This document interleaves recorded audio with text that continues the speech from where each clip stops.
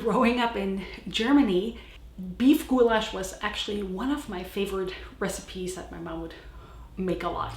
And today I want to share that recipe with you because it is so fabulous and is actually really good for those less expensive cuts of meat because you'll be braising it for a long time.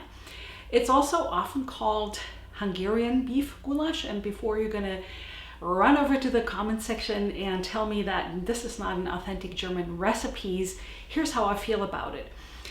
Because Germans have made this Hungarian style beef goulash for decades, if not even centuries, I feel it's an integral part of German cuisine, but also because Hungarian and German culture is so intertwined over the centuries that I feel like, yes, I can post a recipe here with a nod to one of those European neighbors. And it's actually really easy. I'll be taking you along as I make it, and always feel free to take some liberties because this is a recipe where, yes, I'll be giving you the exact recipe with all the measurements, and I'll be linking it in the description box below this video so you can easily find it, but that's just basically a starting point, and then you can always add more or less ingredients here and there. Before I get going, I like to cut my onion in small dice so that I have that ready to go.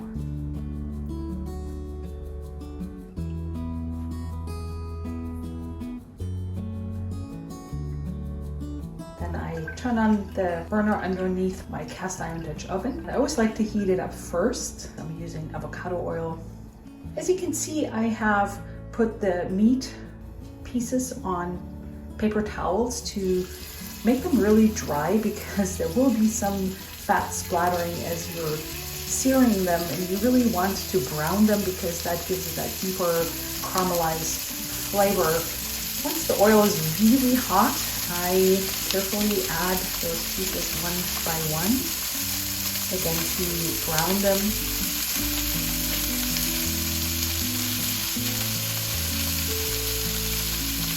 And ideally you either do it in batches or you use 2 cast iron skillets because I'm a little overcrowding my meat here in my Dutch oven, but that's what I do. Sometimes I make a little compromises. When they're brown on one side, you can gently turn them to the other side, but by that time you probably have a lot of moisture and liquid in the bottom of your skillet or Dutch oven, so you won't get the high heat searing that you will get if you only have oil in there.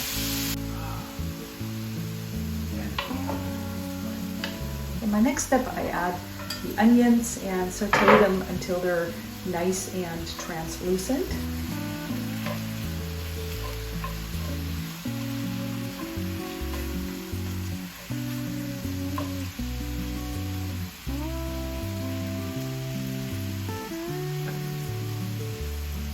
I like to add my sauerkraut. I always say that I make my own sauerkraut and it's fresh and raw and unpasteurized, but since we'll be cooking this for a while, I feel perfectly fine using something that comes out of a jar.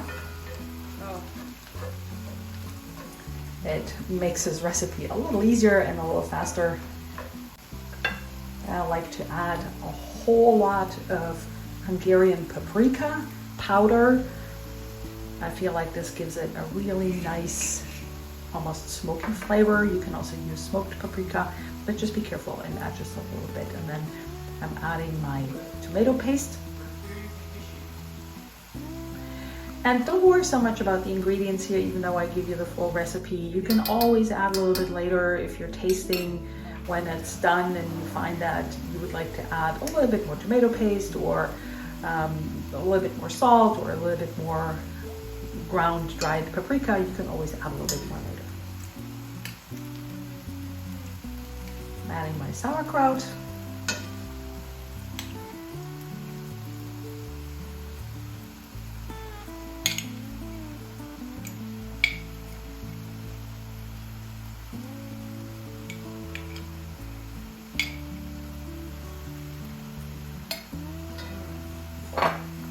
Stir that up.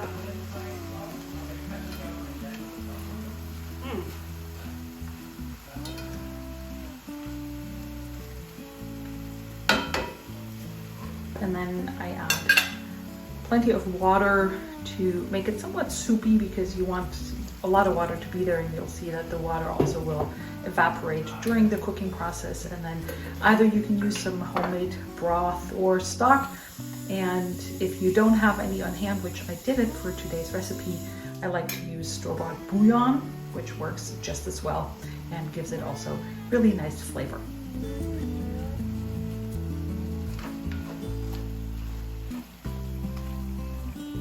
Again, I'll stir all the ingredients, add a little bit more water.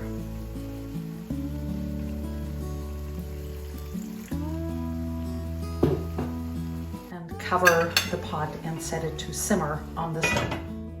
Depending on the cut of meat and depending on the size of your meat, it might take 2 hours, it could take 3 hours. You can also do this in your hot oven, and just make sure that you regularly check that it's not burning at the bottom. And if it is getting kind of dry, you just add some water as you're doing this. You can also do this in a pressure cooker or in a slow cooker or in your Instant Pot. And then I like to add some more salt and pepper, seasoned to taste.